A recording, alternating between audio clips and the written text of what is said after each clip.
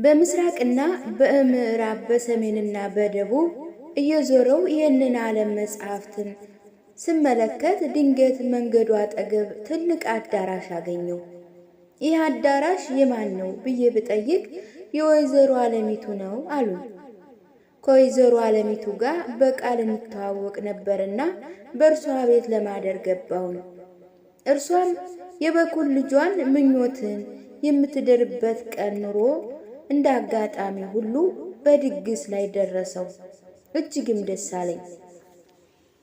አሳቤም ወይዘሮ አለሚቱ በቃል ካወቀችኝ መጣ ሲሏት ግባ በሉት ትልና ስበላ ስጠጣ አድራለሁ ብዬ ነበረ። ነገር ግን ቤተ ዘመዶቿ እነ ቅናት፣ እነ ምቀኝነት፣ እነ ተንኮል፣ እነ ሐሰት እናቶ እንደ ጊዜው የእነዚያም የልጅ ልጆች ሁሉ ያልተደመመ ሰው እንዳይገባ ያልታደመ ሰው እንዳይገባ ብለው በሩን የወጠሩ ይዘውታል።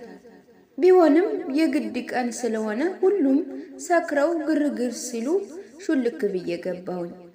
ወደ ገበታው ቀርቦ ለመብላት ግን አልሆነልኝም። እንዲህም ማለቴ ለወጉ ለማረጉ ነው እንጂ ለሆድ ያህል እንኳ ግን እንጀራውንም ሲያነሱ ሲጥሉ የወደቀውንም ፍርፋሪ እየቀመስኩ እጅግ ጠግቤያለሁ። ያ ወዳጄ ልቤ ከኔ ጋር ነበርና ወተን እንሄድ እንጂ ሰማይ ይመስል ፍርፋሪ ለማኝ ይመስል ፍርፋሪ ስንለቅም ልናድር ነው እንዴ አለኝ። ምን ነው ወዳጄ ልቤ ሞኝነህ እንዴ? ማየትም እንጂ አንድ ቂም ነገር ነው። ደግሞስ ያ ጳውሎስ የሚባል ሰው የበሉ እንዳልበሉ ይሆናሉ ብሎ ያጫወተንን ነገር ዘነጋው እንዴ? አንደኛ ቆሮንቶስ ምዕራፍ 7 ምዕራፍ 24 ቁጥር 31። ይልቅስ መሰንቆህን እየከረከርክ ሰርገኞችን አጫውታቸው አልኩት። አሁን ሁሉም ሰክረዋል፣ ማን ሊሰማኝ ብሎ መሰንቆውን አወጣለሁ አለ።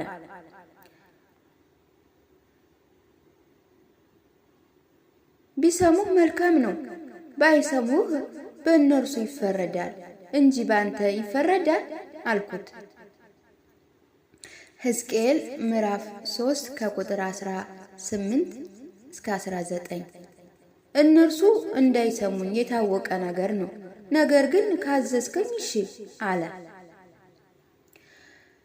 ምዕራፍ 15 ስለ አዝማሪው።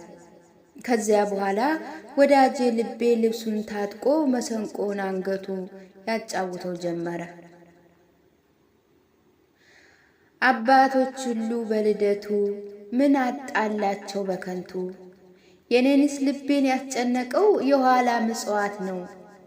የአዳም ልጆች ማደሪያቸው መፍረሱ እንጂ ነው በላያቸው። እንዲህ ወደ ዱሩ ገብተው ቆርጠው ቢሰሩ ምን ነው? አባቶቻቸውን በቃሉ ገዝተው ኩርቻ ነበረ አልባቸው።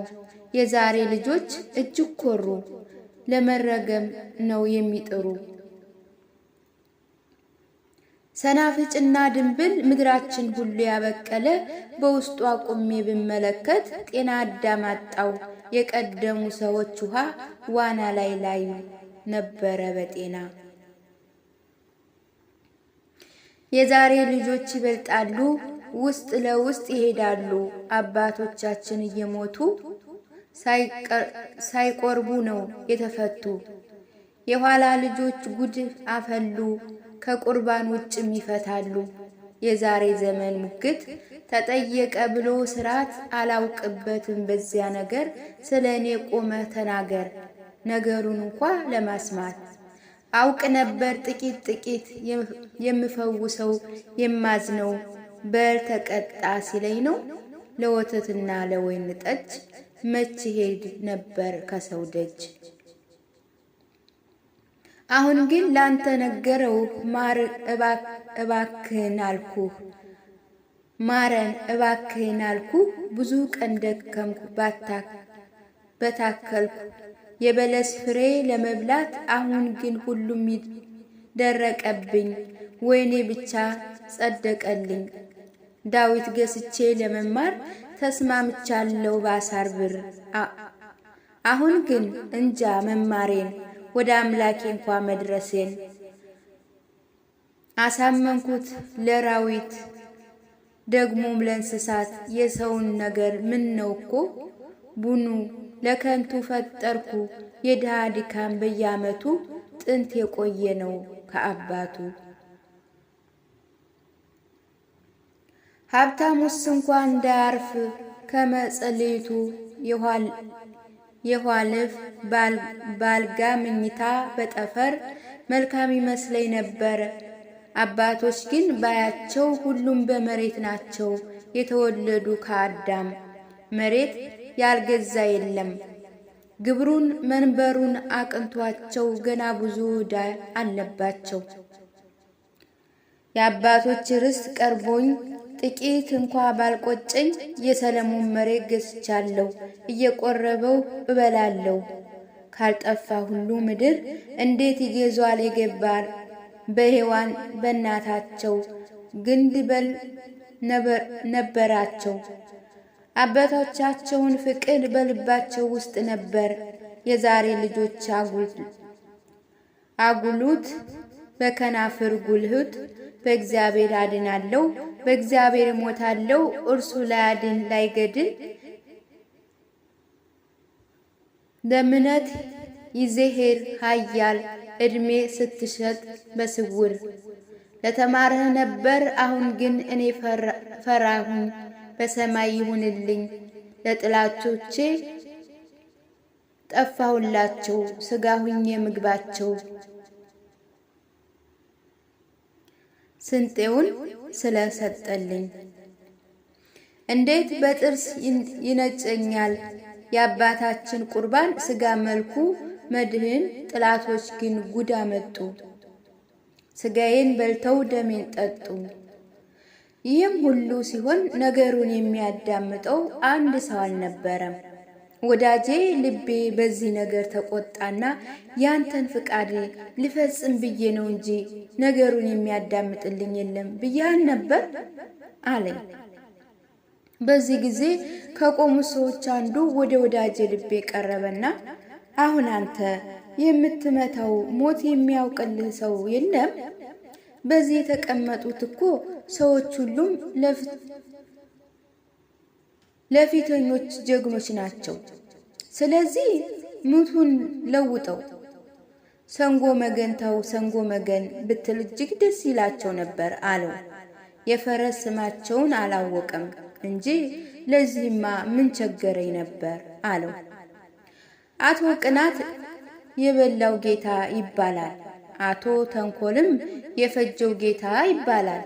እነዚህን ሁለቱን ብቻ አሞግሳቸው እንጂ የቀሩት እንኳ ከቁም ነገራት አይገቡም አለው። ይህንንም ሲነጋገሩ ቅናት ሰምቶ ኑሮ ከሰርጉ ቤት ሹልክ ብሎ ወጣ። እኔም መቆጣቱ ይህንን ብዬ ፈራሁ። እርሱ ግን ለሰንጎ መገን ሲባል መቼም መፎከር አይቀርበውም ብሎ የጦርነት ልብሱን ለብሶ መጣ። ከዚያ በኋላ ወዳጄ ልቤ ደስ አለውና መሰንቆን አግኝቶ ከወዳጅ ወዲህ እየተመላለሰ ታው ሰንጎ መገን ታው ሰንጎ መገን ቼ ቼ ቼ ይል ጀመረ። ነቢያት ትንቢት ሲተነብዩ አምላክ ደግሞ ሰው ሲሉ ቅጽበት ሰባ ሰገል ሲገብሩለት የበላው ጌታ እንዴት ነህ ቅናት። ደዌያን የፈወሰለት አልዓዛርም የተነሳለት 5000 ሰው ያጸገበለት የበላ ጌታ እንዴት ነህ ቅናት። አርብ ተሰቅሎ ሲያወጣ ነፍሳትን እሁድ ማለዳ ሲነሳ ከሞት ለሐዋርያት የታያቸው ዕለት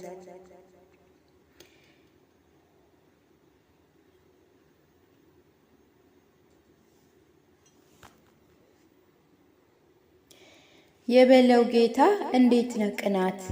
በዚያ ጊዜ አቶ ቅናት ተነስቶ ፈንዚያውን በእጁ ፈንገጥ አድርጎ ይዞ ፎከራ ጀመረ።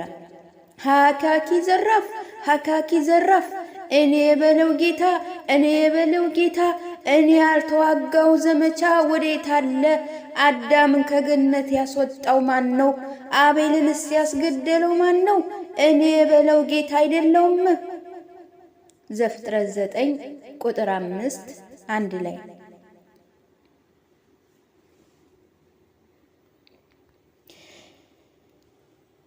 እንደው እስከ ሙሴ እስከ ክርስቶስ የነበሩትን ነቢያት የገደልካቸው ማን ነው? ሌላው ይቅርና ታላቁን ጀግና ክርስቶስ ሐሙስ ማታ ከዱር ውስጥ አውጥቼ አርብ በቀትር በእንጨት ላይ አሰቅዬ ያስገደልኩት እኔ የበለው ጌታ ቅናት አይደለሁም እንዴ? ደሞስ ለእርሱ 12 አሽከሮች ነበሩት። እነዚያን ሁሉ ወደ ሄዱበት ስፍራ እየተከተልኩ በሞት ያጠፋቸው እኔ አይደለሁም እንዴ?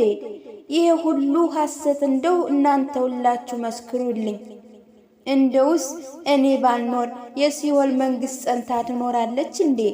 አሁንም ወንድሞቼ ሆይ ከዓይናችሁ ያውጣኝ ብሎ ተቀመጠ። ወዳጄ ልቤ አቶ ቅናት ሲፎክር ግድግዳውን ተጠግቶ ቆሞ ነበርና እርሱ ሲቀመጥ አይቶ መሰንቆውን አንግቶ እንደገና ታው ሰንጎ ወገን ይል ጀመረ። ታው ሰንጎ መገን ታው ሰንጎ መገን ቸቸቸቸ ታላቁ ጌታ ሲወለድ ባገሩ ንጉሥ ሄሮድስ ደንግጦ ነበር። ኢየሩሳሌም ረዳ ነበር። የአገሩ ሕፃን መች ያልቁ ነበር። የፈጀው ጌታ ተንኮል ባል ነበር። በዚያን ጊዜ አቶ ተንኮል ሰይፉን ውልቅ አድርጎ ይፎክር ጀመረ። ሀካኪ ዘራፍ ሀካኪ ዘራፍ በቤተልሔም ባውራጃ ያሉ ሕፃናት ያስፈጀው ማን ነው? እኔ የፈጀ ጌታ አይደለሁም እንዴ? ማቴዎስ 2 ቁጥር 16-18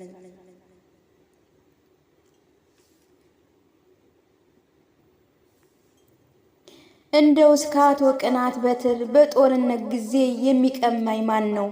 ዘወትር በጦር ድል የማደርግ ፊት ለፊት ተዋግቼ አይደለም።